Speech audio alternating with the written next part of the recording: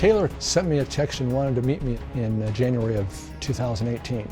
We met, she gave me a hug, which in hindsight, I thought that was rather peculiar for what I was about to be accused of. She said, "I've got a letter I want to read to you." This is just portions of the letter. "Dad, I would like to acknowledge the ways you have helped me throughout my life. I want to thank you for being a large part of my healing. I'm very grateful. More importantly, I want to tell you that I am no longer blind or numb to the sexual abuse and trauma you put me through as a child. Back then, I had insufficient coping mechanisms to endure such suffering and confusion. I do not want any contact with you. You may contact me only when you are ready to admit and apologize for your actions. I will continue to pray for the courage to forgive you. Bella." She slid a copy of the letter over to me and walked out the door. I have not talked to her since January 5th of 18. At this point, I see no future unless she can ultimately come to the revelation I didn't do it. And we moved from there. There was no way that I was going to apologize for something that I didn't do. What was your first reaction when you heard this allegation? That accusation pretty well froze me in my seat. I just turned around, went home. My wife was surprised to see me walk in the door, and I just handed her the letter and I walked into the other room. She says, "You have always helped me with papers, speeches, and professional endeavors," and then drops the bombshell. Have you ever molested your daughter? No, sir. Have you ever been sexually inappropriate with your daughter? No. Have you ever done anything with your daughter that she could misinterpret, that she could mischaracterize, take out of context, look at in a different way as a revisionist historian and assign a different value to it? I understand. No. Where do you think this is coming from then?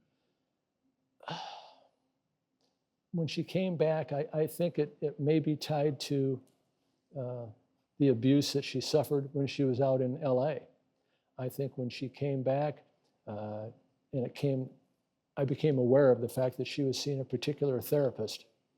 And my sister, who was also a therapist, was aware of who this individual was. Taylor had had some conversations in family meetings and probably talked a little bit about, hey, I'm seeing a therapist, because my sister was one herself. So I think they had some dialogue at some point, unbeknownst to me. And my sister said, "Oh, I know who she is." And I'll use her words. She says she's kind of a quack in the community. She has a tendency to rely on that book for anybody that mentions that they've got an eating disorder.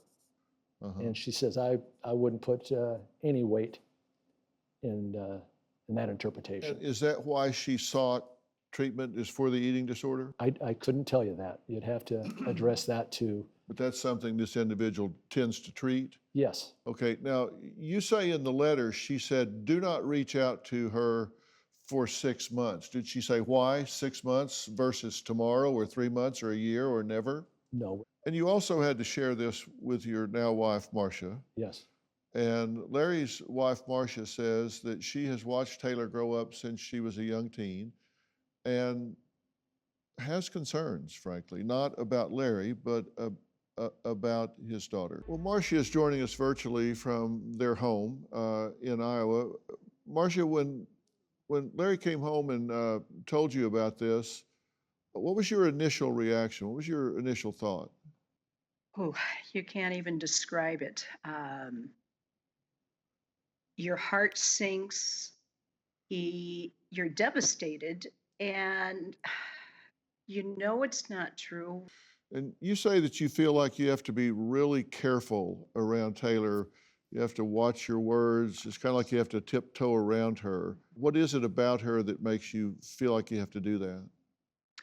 Many times, what you say is misinterpreted or twisted around. I don't trust her. Do you have a story or a question for me? Click the link in the description and tell me what in the world is going on.